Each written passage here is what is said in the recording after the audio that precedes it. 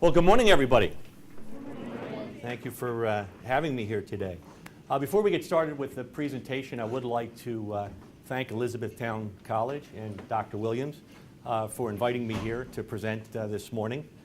When Dr. Williams extended the invitation, I asked him if there was any particular topics he wanted me to cover.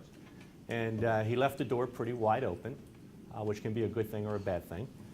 So I thought I would go online and look at your webpage and see if I could find a topic that would kind of resonate with what you're learning. And I was very impressed with the webpage, and I was particularly impressed with the educational philosophy and the mission for the college. And as I kind of looked at the educational philosophy and I looked at that blend of professional studies, kind of the building blocks of what we do, be it accounting, be it marketing, be it management, be it finance. It's the how we do what we do with the liberal arts education, which really gives you a broader perspective on things, and it gives you the ability to communicate your ideas better. So I dove a little bit deeper and I kind of looked at the four signature attributes of the educational experience here. I was very intrigued by that. So I want to just kind of talk about that for a second. And I looked at the first one, which is relationship-centered learning.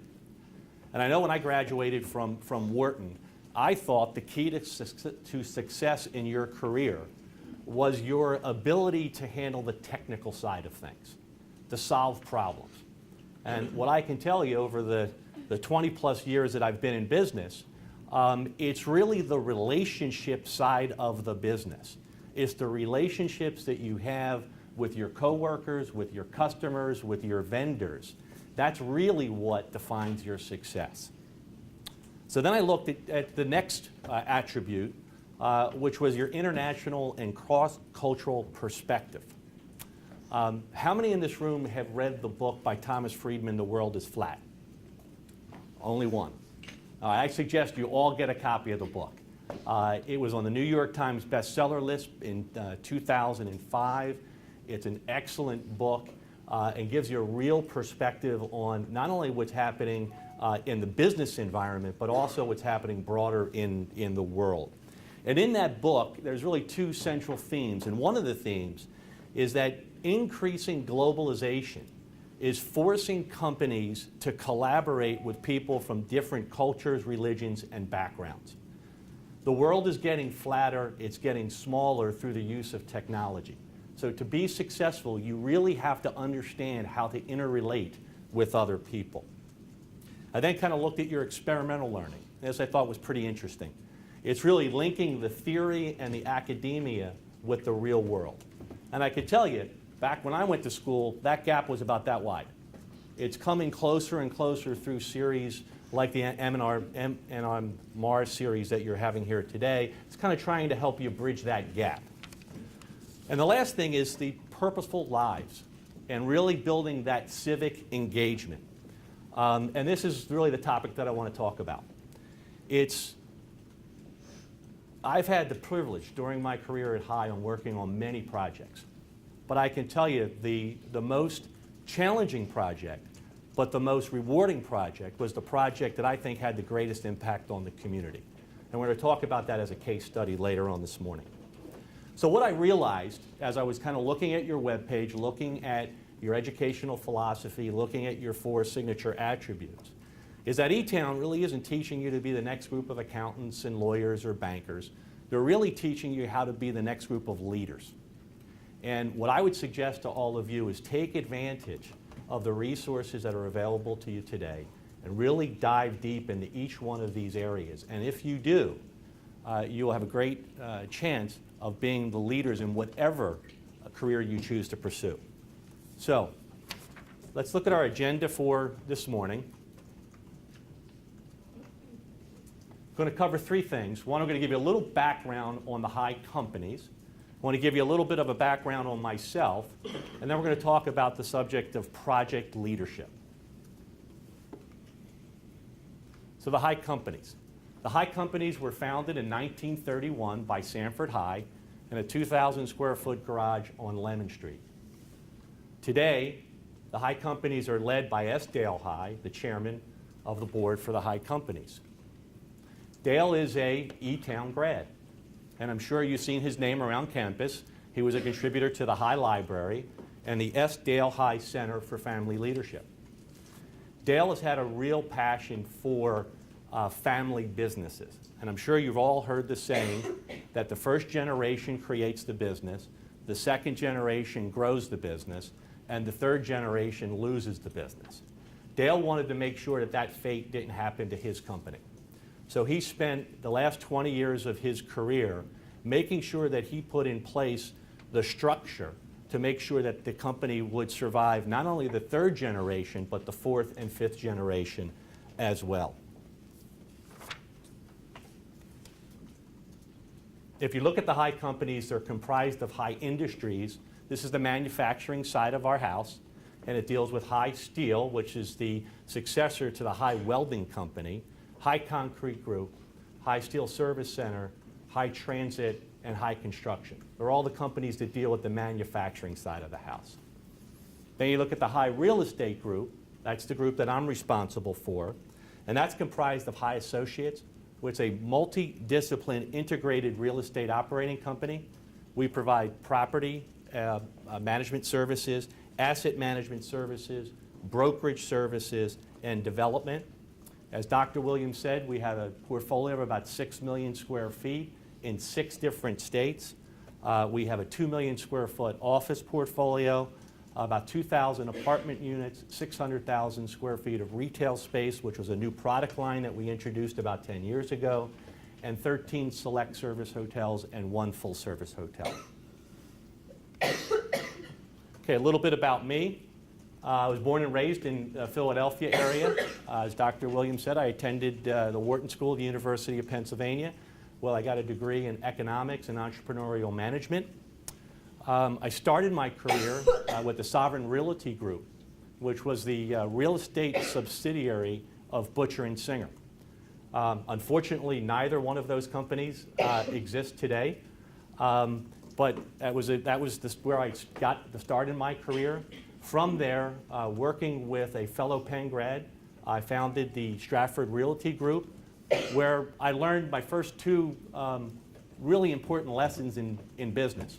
One is, if you're going to form a partnership with somebody, make sure that your objectives were 100% aligned before you get in business.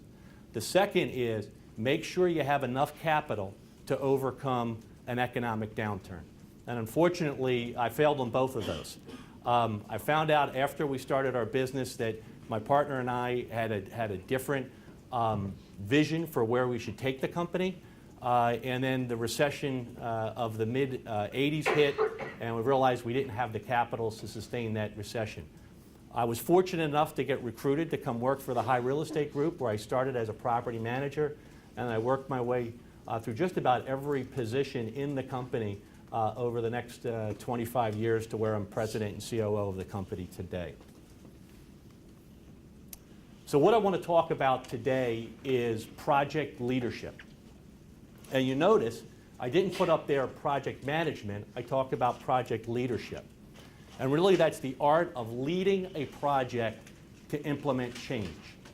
So what's the difference between project management and project leadership? They're pretty significant. There's been a lot written on the subject. I know Dr. Williams actually wrote on that subject himself. If you look at project management, that's really focusing on the tactical side of things. How do you take a project and task through budget and schedule to complete a project? If you look at project leadership's different. Project leadership really focuses on vision and strategy. How do you align resources and inspire teams to implement change? So if you look at the PM Book Guide defines project leadership as developing a vision and setting a strategy, aligning, motivating, and inspiring people. That's the leadership component. And then overcoming political, bureaucratic, and resource barriers. And I can assure you, in any significant project that you work on, you will come up against all of these barriers. And the key to the leader is to figure out, once those barriers are presented to them, how do you pivot and get around them? How do you solve that problem to continue to advance that project? So, what I thought I'd do is kind of walk us through a case study. I'm sure you all learn through case studies around here. So a case study that I thought would be a great one to deal with all of these barriers that we talked about is the revitalization of the Watt and Shand building. How many people in this room were in the Watt and Shand building when it was a department store? Got a few. Okay. How many have been through the building recently? Maybe the same few, probably the same people that were from Lancaster. Well, we'll kind of walk you through a 15-year journey that we've been on to revitalize and repurpose the Watt and Shand building. It's going to take me about 2.5, 3 hours to walk us through that. Is that okay? No, it's a little too much time. I'll try to condense it down to maybe about a half an hour and walk you through our 15-year journey on the project. So I wanted to start with kind of a history of the project. The Watt and Shand department store started in 1880. And it stayed in one location from 1880 to 1970.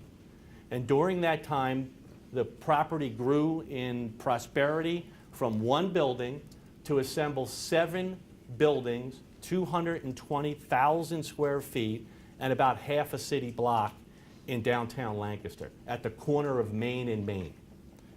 In 1970, the Watt and Shand Company decided to expand and start their second store out at Park City Mall.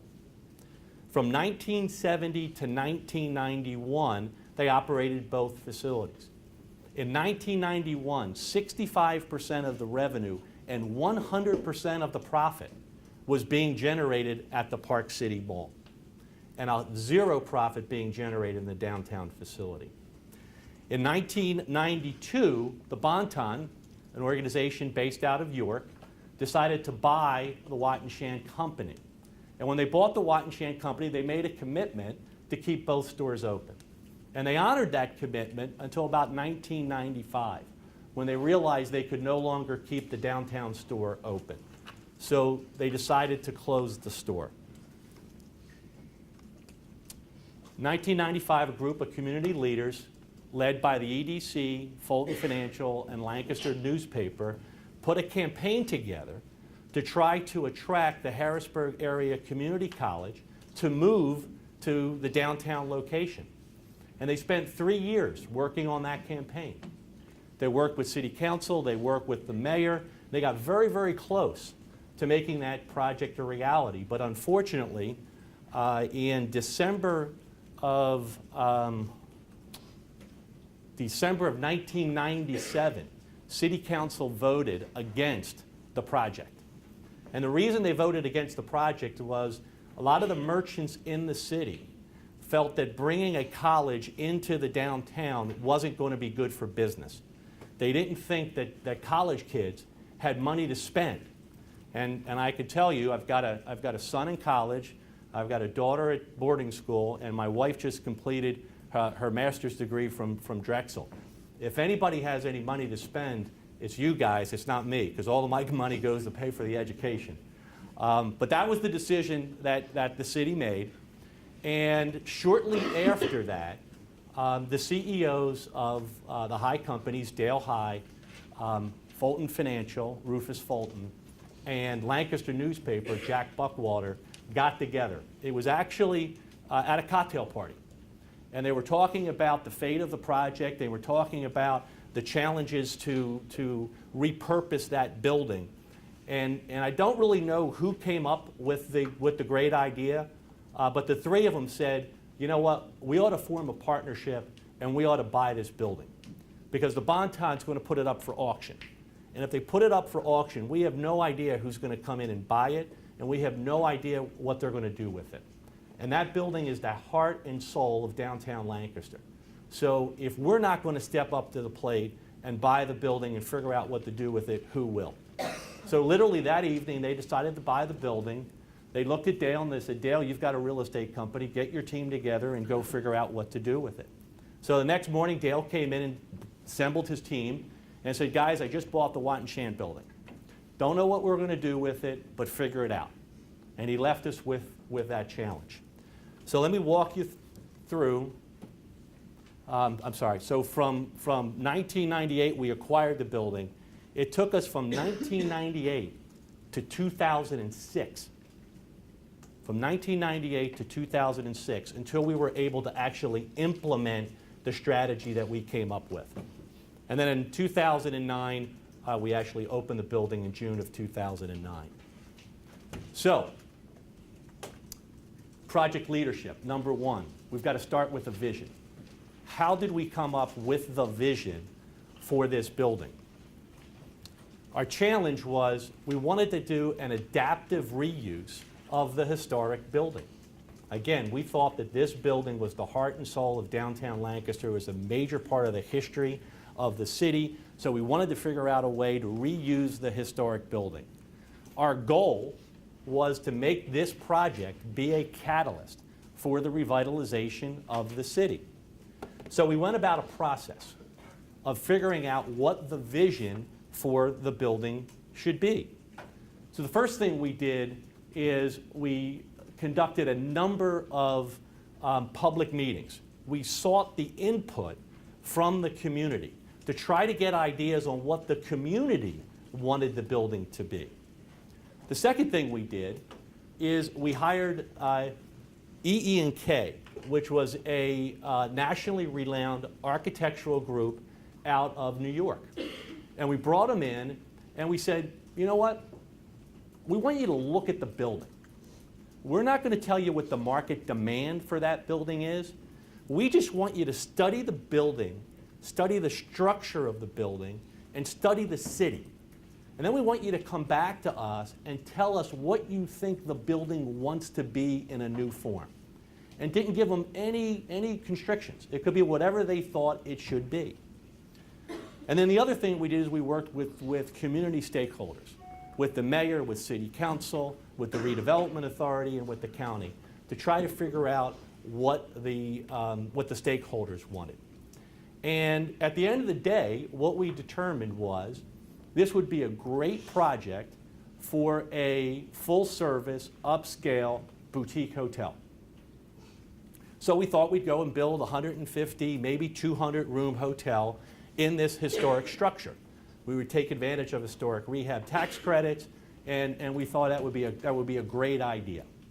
Well, at the same time we were going through kind of our visioning process for the building, some of the other community leaders were trying to figure out how to bring a convention center into Lancaster County.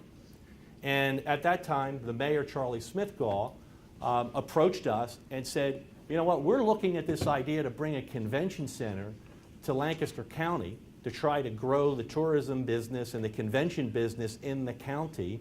You guys are looking to do this hotel. How about we bring those two ideas together and see if we can advance this project? And we thought that was a great idea. So that was our vision on paper. Can we create a public-private partnership that would allow us to advance the development of the project that would be both a privately owned hotel and a publicly owned convention center? So, how do we go about implementing the strategy? Well, the first thing we had to do was petition the county commissioners to create a convention center authority.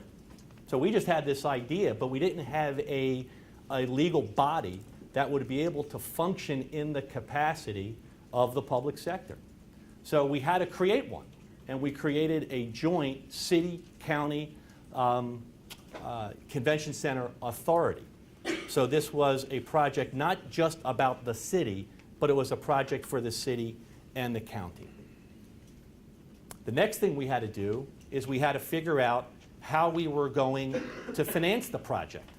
Well, in order to finance the project, there was about a $15 million state grant that was available for second-class communities. At the time, Lancaster was a third-class community. there was a $15 million grant sitting in Harrisburg, and we just needed to figure out a way as to how we could create matching funds at the local level to take advantage of that $15 million grant. So we worked with the county commissioners, and we came up with the strategy to enact a hotel room rental tax. That the revenue from that tax would allow us to float a bond that would allow us to generate the matching funds to attract the $15 million state grant. So a lot of effort, a lot of work, a lot of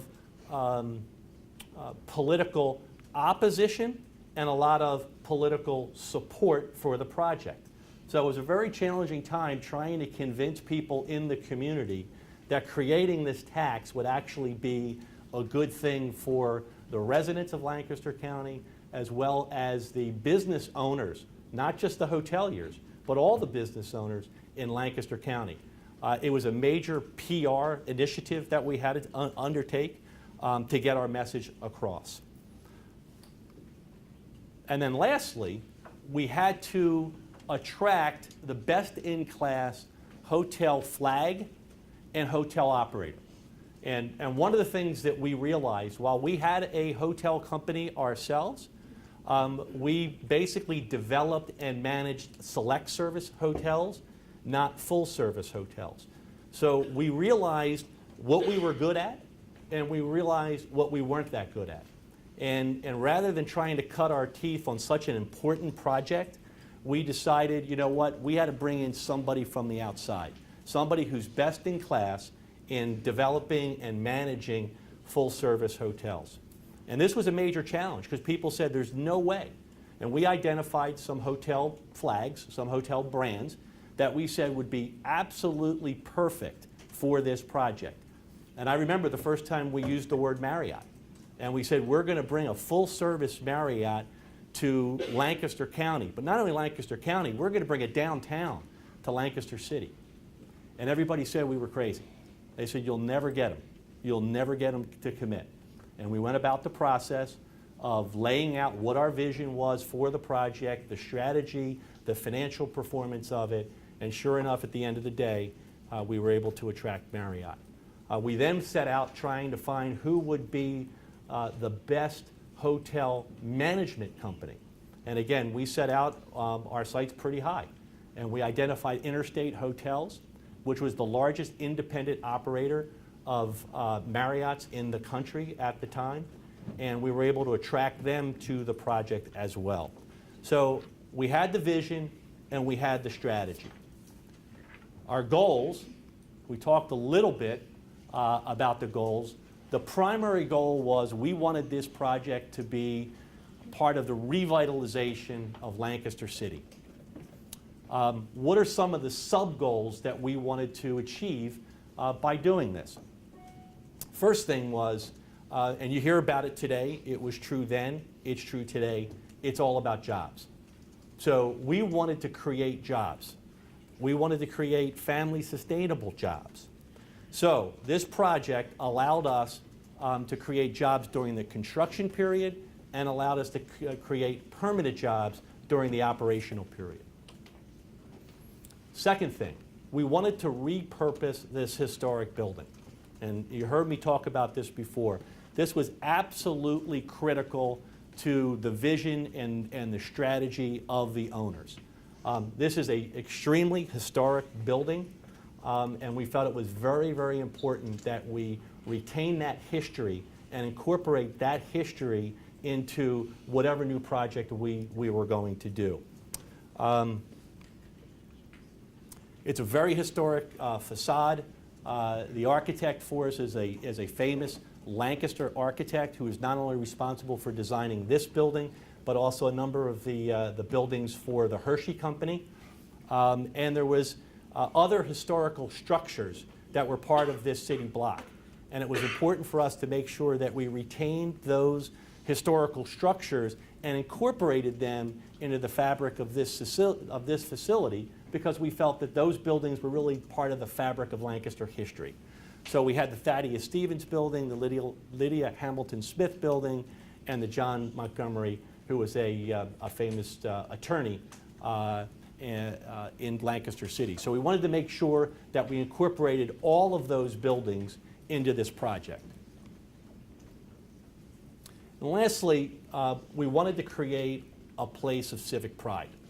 We wanted to create a place that would be special not only for the people of Lancaster County, the residents of Lancaster County, but we wanted to create a new venue, a new place for people from the outside could come and experience and visit Lancaster City and Lancaster County.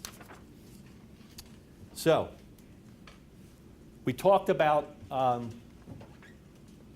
project leadership deals with overcoming barriers to success.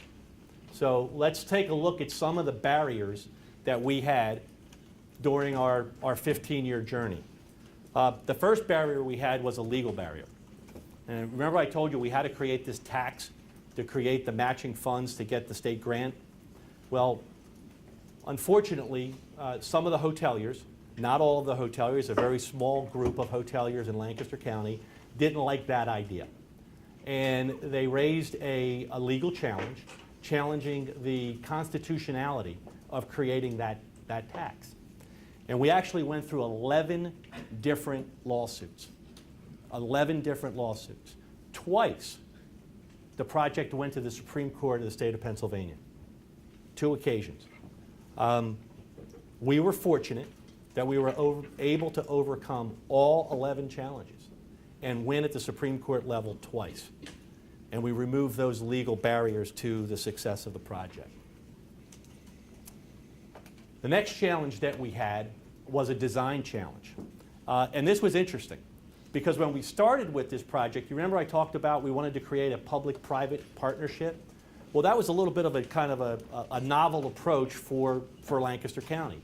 It's been done in other communities across the country, but really hasn't been embraced here in Lancaster County. So you couple that with the legal challenge on the constitutionality of the tax, and we were very sensitive to that issue. So when we first went about designing the building, what we wanted to do is create an integrated facility, but 2 separate facilities. So we had a publicly owned convention center authority on the southern end of the site with a 50,000 square foot exhibit hall. And then above that 50,000 square foot exhibit hall, we had 20,000 square feet of ballroom space and 20,000 square feet of meeting space. It was a major engineering challenge to figure out how to create a 50,000 square foot clear span open space with 20,000 square feet of ballroom space and 20,000 square feet of meeting space above it. Very complicated, very expensive. We had the hotel at the north end of the site, and what we wanted to do is utilize the historic building and do a historic rehab and put about 100 rooms in the Watt and Shan building, and then build a tower for the balance of the rooms. We wanted the 2 buildings to be integrated and appear seamless, but we wanted them to be separate. So there could be no questions about the private sector benefiting based on the public sector's investment. And unfortunately, we went through the design process, and at the end of the day, we got to the point where we actually did a schematic pricing. This is where you get through about 25–30% of the architectural design, and you step back and you say, what's it going to cost? Can I build this within my budget? And we went through that process. What we found out was that the design, while achieved our objectives of keeping the public and the private sector separate, drove the cost up by about $30 million. So we were over our budget by about $30 million. And we had to scrap the design completely. Completely scrap the design. And I remember traveling down to the architect that we hired down in Atlanta with Jim Pickard, who was the chairman of the Convention Center Authority board at the time. And we basically sat there with the architect with some bum wad and sketch paper and started to throw some ideas about, well, how can we integrate this and cut about $30 million worth of cost out of the project. And we dubbed this the Atlanta Plan. And during that process, what we decided to do was to keep the exhibit hall space on the southern end of the site, but take all that meeting and ballroom space and move it up into the Wattenshan building. Take the hotel rooms that we had in the Wattenshan building and move 100% of those up into a hotel tower. So we basically pushed the two facilities together, created a lot more efficiency, and we were able to reduce the cost on the project. Really interesting process as we went through that. We had one barrier after another, and every time one was presented, we had to figure out how do we pivot around this challenge to keep the project moving forward. Next challenge we had was a funding challenge. Remember I talked about those 11 lawsuits? Well, those 11 lawsuits took a number of years. And while we're not living in a high inflationary time today, inflation was prevalent back then. So we were seeing cost rise 3–4% per year. So for every year that the project was delayed through the lawsuit, the cost to construct the project kept going up. So when we originally laid out the vision for the project, we had a budget. But it took us nearly a decade to solve all these problems. And the cost of the project went up exponentially. So as the cost of the project went up, we had to figure out how do we overcome those barriers and figure out a way to create the funding mechanism for that. So first thing we had to do is we had to work very closely with our local and state political leaders to figure out how to increase the amount of grants that the state was going to give us for the project. And we grew that from about $15 million to $38 million. This was a really, really interesting process. We were fortunate enough to have Senator Armstrong, who was the senator for the Lancaster City as part of his district and was in leadership within the Pennsylvania Senate and a major supporter of this project from day one. And as we encountered these financial hurdles, Senator Armstrong came up with a great idea to create a statewide tax incremental financing program, a TIF. They called it Act 23. So we were actually able to work very closely with Senator Armstrong to enact this legislation that would allow us to create some additional funding mechanisms for the project. So that's a great example of where you have what seemed to be an unsurmountable barrier for this project to move forward, and we're able to work with the senator and figure out a solution and then implement that solution not only for this project, but it's been used across the state very successfully now for other projects. We also worked with the county commissioners and got them to agree to offer a partial guarantee for the public sector's debt, which allowed them to lower their cost of financing and increase the proceeds that they were able to receive. And at the private sector's level, we actually had to increase our equity contribution on the project from about $6 million, what we originally envisioned as our equity component to the project, up to $11 or $12 million. And I can tell you at the end of the day, we've invested almost $16 million of equity to make sure the project was completed. So we were able to figure out, by lowering the cost and increasing the funds available to construct the project, a way to get our budget to balance so we can move forward with the project. And the last thing we had was a major public relations challenge. And again, this was a hotly debated topic, creating this public-private partnership. The partners knew in their heart that this was the right thing to do. They knew it was the right thing to do for the city. They knew it was the right thing to do for the county. And they withstood a tremendous onslaught of naysayers that tried to stop the project. But they developed their message. They stayed consistent with their message. They communicated what the vision was going to be for the project. And we worked very, very hard to communicate that vision directly, not only to the major stakeholders in the community, but also the public. And I think at the end of the day, we were able to garner not only the support of the local politicians, but the support of the community for the overall project. So, let's take a look at the outcome. During the construction period, we created over 500 jobs. 500 jobs for a 3-year period. And remember, we opened in June of 2009. That was right in the teeth of the Great Recession. So those jobs were extremely important to families in Lancaster, Lancaster City and Lancaster County. We've created about 200 permanent jobs. 200 permanent jobs for residents in Lancaster City and Lancaster County. Since we've opened in June of 2009, there's been 90 net new businesses opened in Lancaster City. I don't know if you often get an opportunity to go into Lancaster City, but we're very, very fortunate. It truly is a gem of a city. There's a tremendous amount of historical significance in the city, and it's a very vibrant city with a lot of arts taking place, a lot of restaurants, businesses, retail, and we think we played a large part in that revitalization of Lancaster City. Lancaster County as a whole has been able to outperform the performance of hotel operations for our surrounding counties.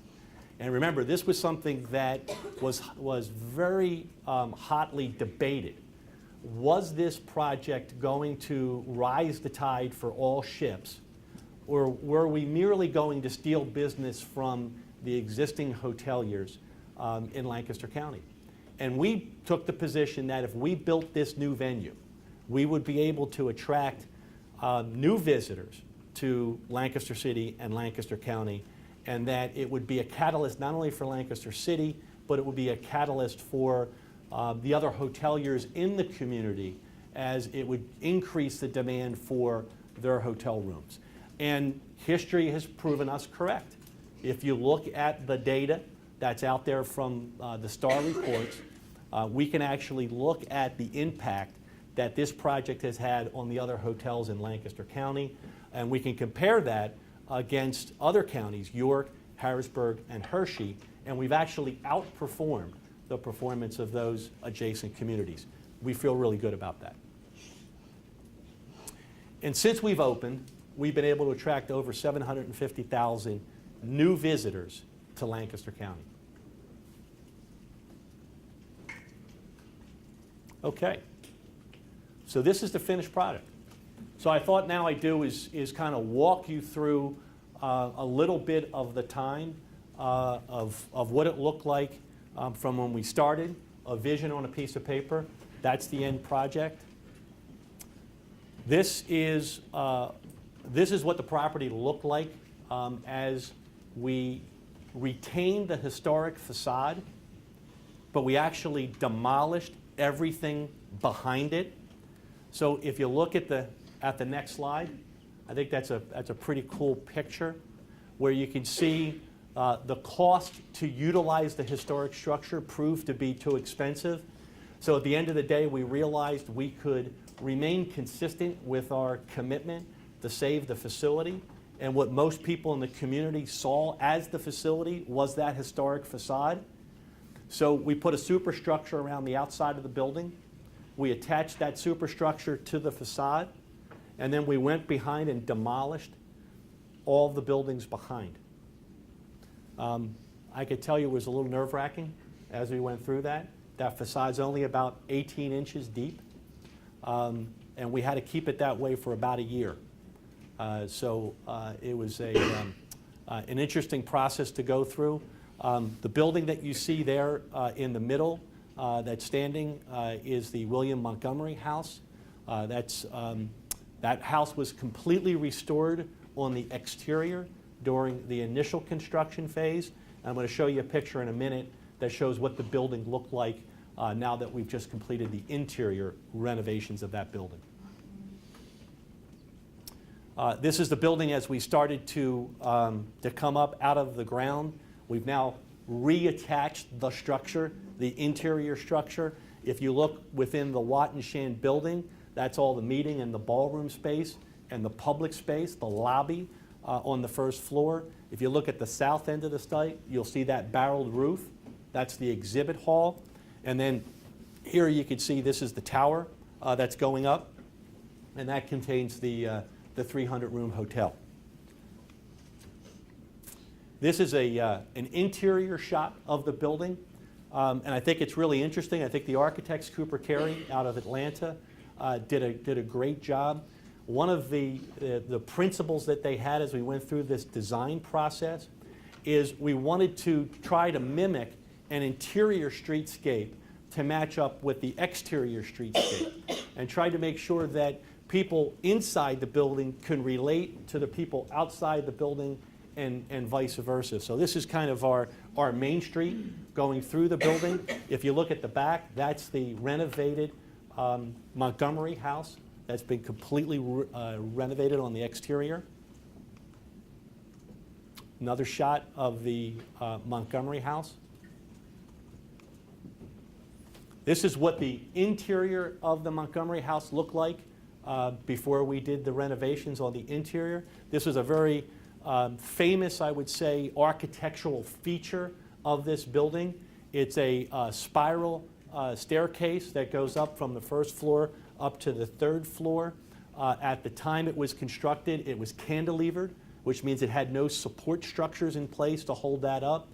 Over the 125 years that the building was in existence, and all of the damage associated with the buildings, those steps kind of listed about 5 to 10 degrees, and it was very unsafe to kind of walk up those steps. So we had an engineering challenge on our hands. We really wanted to retain that interior staircase for the historical significance of the building, but we needed to do so in a safe way. So we came up with a solution to construct some of these brackets here, which you'll see the finished product. Those are the brackets there. So that's the finished product of the interior of that building. This is the ballroom, or excuse me, the boardroom on the first floor. This is the lobby. It's a shared lobby for both the private sector as well as the public sector. We wanted this to be a civic place, a place where people would come and congregate. This evening, the United Way Day of Caring is going to take place. It's going to be broadcast live from the lobby. So again, I think we've been able to achieve our objective of really making this a cornerstone of Lancaster City and Lancaster County, a great place for people to come and visit. This is the presidential suite upstairs on the top floor. It's great space. And this is the southern end of the property. It's an exterior shot of the Montgomery House and one of the main entrances into the Public Sector Convention Center Authority. And that's just an exterior shot of the Rendezvous Lounge, entrance to our bar and restaurant. I know you guys don't go to bars around here. Maybe Sylvester does, Dr. Williams does, but it's a great spot. And that's the final shot of the facility lit up at night. So, a little bit of a case study on project leadership. Great project to work on. Probably the most difficult project I worked on in my 30-year career in the business. Tremendous amount of challenges, but we feel really great about what we've been able to accomplish. Overcoming the barriers that were presented to us to be able to bring this facility to the residents of Lancaster City and Lancaster County. So with that, I will open it up for questions.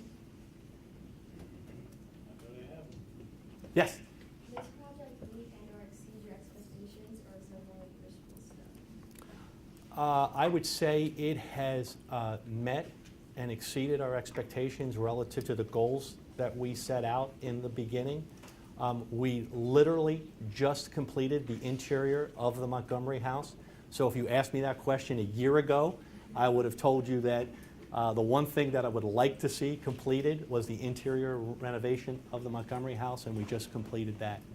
I think the only thing that we felt maybe came up a little bit short on is we've not been able to align the entire community around this facility still.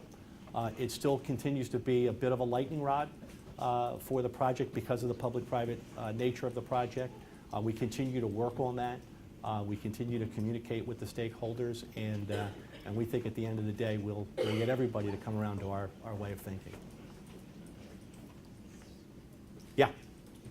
During the time of the project, what percentage of your time was spent on this project versus your time on other tasks and other projects you're working on? And it's a great question. And how many employees were working on that from your firm? Well, that's a great question. We had to basically create more hours in a day and days in a week to make this happen. This really was a full-time job for myself and Tom Smithgall, who is our Senior Vice President of Development, along with Nevin Cooley, who is the CEO of the High Companies today. He was the CEO of the High Real Estate Group at the time that this project was taking place. And I can tell you that Dale High, the chairman of our board, spent a tremendous amount of his time making sure that this project was advanced. So it did create a challenge for us because, as we mentioned, we have a 6 million square foot commercial industrial portfolio and all the other asset classes that we had. So the only way that we were able to take the time from the senior management team to solve these problems and advance this project is to make sure that we had very competent, very capable people working for us. And during this period of time, I had to lean very heavily on those people to make sure that the other aspects of our business continued to advance. Any other questions? This made for great reading in the newspapers from 2006 to 2009. And I imagine the political and relationship building piece was the biggest barrier to overcome.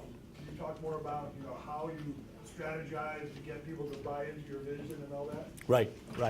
Great question, and it was a real challenge. And it was an interesting challenge because one of our partners is Lancaster Newspaper. So, some would think that, well, your partner is a Lancaster newspaper. You're able to control the message. And I could tell you there was a very bright line separation between the owners of the newspaper and the editorial board of the newspaper. And they kept them two things separate. So the newspaper printed the good things that we wanted them to print, but they also printed a lot of the bad things, the opposition side. And in some cases, they didn't always get the information correct. So one of the things that we strategized about was going direct. Let's not go through the newspaper, but let's go to the community direct. So we spent a tremendous amount of time holding town hall meetings, meeting with the Chamber of Commerce, meeting with the EDC, meeting with the hoteliers, PDCVB and GLAMA, and making sure that we had a very clear and consistent message, and we didn't deviate from that message. So we were factual. We believed in our position. We supported it with facts, and we developed a very sophisticated email system where we had over 500 people that we felt were influencers, community leaders, and we directed our communication directly to them on almost a weekly basis. To say, here's what's happening, here's what we're doing, here's the issue, and here's what we're doing to overcome that issue. It took a lot of time. Any other questions? Yes? Is this like a typical length for project? It took 15 years, or is this one like the longest one? This is the longest one that I've ever been involved with. I can tell you, for a project of this size and complexity, it was par for the course.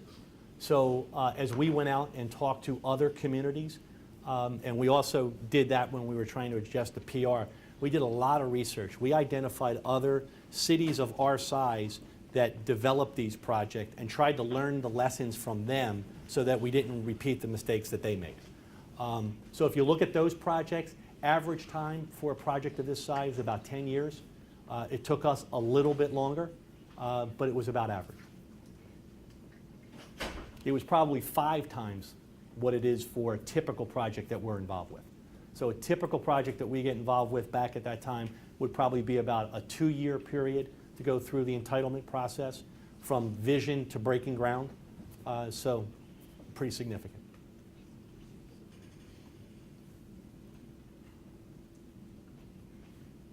Other questions?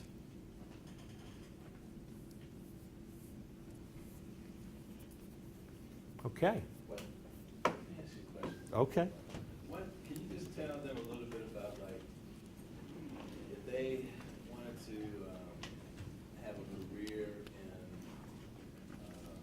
in development like this, what's the typical path that they would follow to do the real estate development? Okay. There is no typical. There is no typical. I'm interviewing for a position right now, Senior Vice President of our residential group. And I've got a number of candidates, about 5 candidates that I'm looking at. And if you look at their background, each one of them has a different background as to how they got to where they got. I will tell you, from my perspective, I think having a foundation in accounting and finance is extremely important. This business is a numbers business. It's all about the numbers, making them work. And if you have a foundation in accounting and particularly in finance, it's extremely important. The gentleman right now who heads our commercial and industrial portfolio is an E-Town grad. He actually was an intern that started on our grounds crew 25 years ago. He was a marketing major here at E-Town, and we hired him on in our development group, and I think he's held just about every position on the commercial industrial side, and today he oversees the entire portfolio. We also have 2 other individuals that are senior on our team that are also E-Town grads. Both of them came through your accounting program.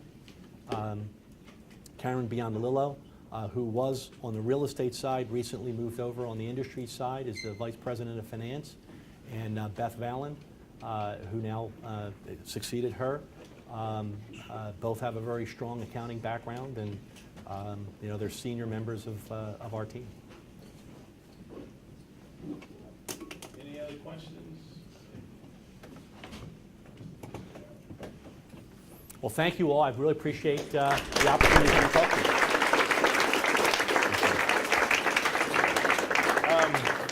So it's tradition when we have our speakers that we give a gift. Thank So on behalf of M&M Mars Well, and thank you. Department of Business, thank you for Thanks a lot.